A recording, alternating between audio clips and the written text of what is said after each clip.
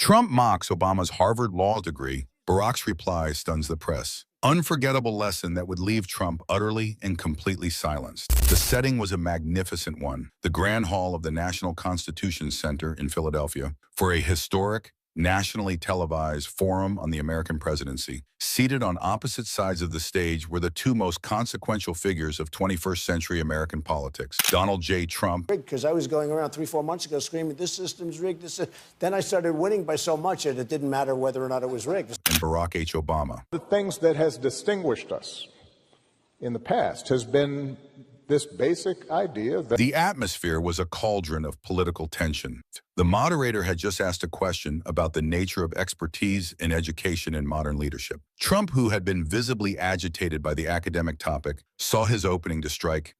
Trump began, his voice a familiar booming drawl as he dismissed the moderator and turned to the audience. You get these experts in Washington, and they were the reason we were failing for so long. They're all talk, no action. They've got their fancy degrees from their fancy schools, but they don't have any common sense. They don't know how to make a deal. They don't know how to win. See the horror that he's left us, the stupidity of the transactions that he made. Ineffective a president he was. He was so ineffective. So terrible. You look at Barack here, he said, gesturing dismissively. He's got the Harvard law degree. Very fancy. He was the professor. But what did he do for 8 years? He talked. He gave great speeches, beautiful speeches. But our country was a mess. I built things. I did things. He leaned into the microphone, a cruel smirk on his face.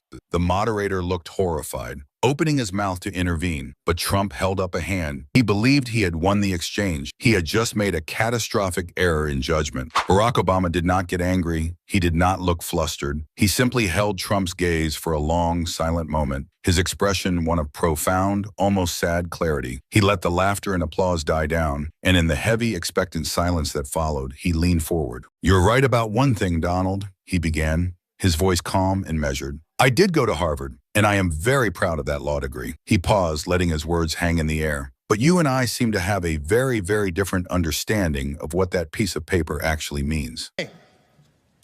we needed a leader with the character to put politics aside and do what was right. At a time when our economy was reeling, we needed a leader with the determination to drive what would become the world's strongest recovery. The room was now dead silent. Even the press corps had stopped typing. "You see," Obama continued, "you mock that degree because to you, a university name is just a brand. It's a sticker you can buy, a logo you can put on a building to make it seem more valuable. It's a symbol of an elite club you were born into." He then leaned forward, his voice dropping slightly. "When I went to Harvard," he said, "I wasn't born into a real estate empire. I didn't have a father who could co-sign my loans." Still be a tight race in a closely divided country. A country where too many Americans are still struggling. It was the only way a young black man with a funny name, no money, and no powerful connections could even get a seat at the table to begin to challenge the very system of power and privilege that you were born into and that you have spent a lifetime exploiting. The air in the room was so thin you could barely breathe. This was no longer a political debate. It was a moral indictment. "You spent your life learning how to work the system," Obama said, his voice a final, devastating blade. "I spent my life learning how to change it. That's the difference. That's what my Harvard law degree represents. It's not a symbol of being elite. It's a symbol of what is possible in this country. It is a symbol of the very American dream that you and I, sir, seem to understand so very, very differently." The effect was instantaneous and profound. A split second of stunned, absolute silence, and then a slow, rising wave of applause began in the back of the hall. It was not the loud, raucous cheering Trump had received. It was a deep, thunderous, and sustained standing ovation. It was the sound of a room and a nation that had just been reminded of what true integrity looks like. The press corps was frozen, their faces a mask of stunned awe.